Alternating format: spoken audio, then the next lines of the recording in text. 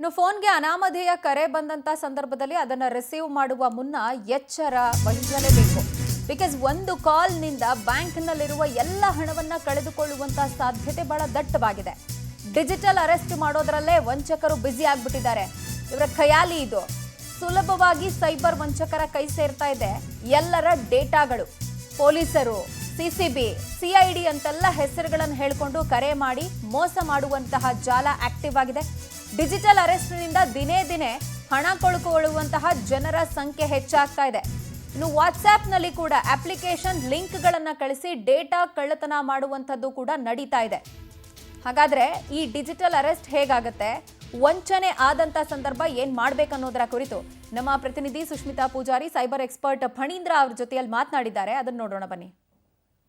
Technology ಬಹಳಷ್ಟು ಮುಂದುವರೆದಿದೆ. ಆದರೆ ಈ ಒಂದು ಟೆಕ್ನಾಲಜಿಯಿಂದ ಜನರಿಗೆ ಅನುಕೂಲ ಆಗೋದಕ್ಕಿಂತ ಅನಾನುಕೂಲವೇ ಹೆಚ್ಚಾಗ್ತಾ ಇದೆ. ಅದರಲ್ಲೂ ಕೂಡ ಡಿಜಿಟಲ್ ಅರೆಸ್ಟ್ ಅಥವಾ ಸೈಬರ್ ಕ್ರೈಮ್ ಏನಿದೆ ಅದರಿಂದಾಗಿ ಸಾಕಷ್ಟು ಜನ ಒಂದು ಫೋನ್ ಕಾಲ್ನಿಂದ ಕೋಟಿಗಟ್ಟಲೆ ಹಣವನ್ನು ಕಳ್ಕೊಳ್ಳುವಂತಹ ಪರಿಸ್ಥಿತಿ ಎದುರಾಗಿದೆ. ಹಾಗಾದರೆ ಈ ಒಂದು ಡಿಜಿಟಲ್ ಅರೆಸ್ಟ್ ಅಥವಾ ಸೈಬರ್ ಕ್ರೈಮ್ ಏನು ಅನ್ನೋದ್ರ ಬಗ್ಗೆ ನಮ್ಮ ಜೊತೆ ವಿವರಿಸಲಿಕ್ಕೆ ನಮ್ಮ ಜೊತೆ ಇದ್ದಾರೆ ಸೈಬರ್ ಎಕ್ಸ್ಪರ್ಟ್ ಆಗಿರುವಂತಹ ಫಣೀಂದ್ರ ಅವರು. ಅವ್ರನ್ನ ಮಾತಾಡ್ಸ್ತಾ ಹೋಗ್ತೀನಿ.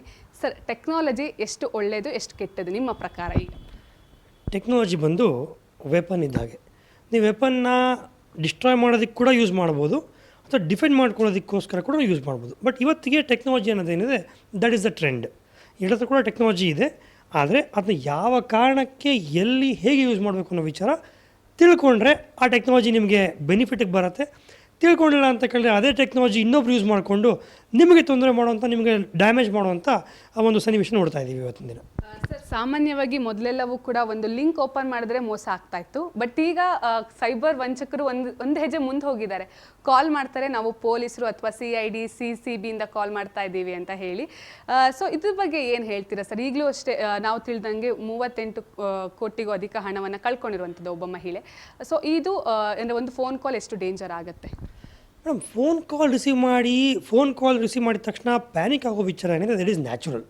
ಆ ಥರ ತೊಂದರೆಗೊಳಗಾಗಿರುವಂಥವ್ರು ಅಥವಾ ವಿಕ್ಟಿಮ್ ಆಗಿರುವಂಥವ್ರ ಲಿಸ್ಟ್ಗಳಲ್ಲಿ IAS ಆಫೀಸರ್ಗಳಿದ್ದಾರೆ, IPS ಆಫೀಸರ್ಗಳಿದ್ದಾರೆ.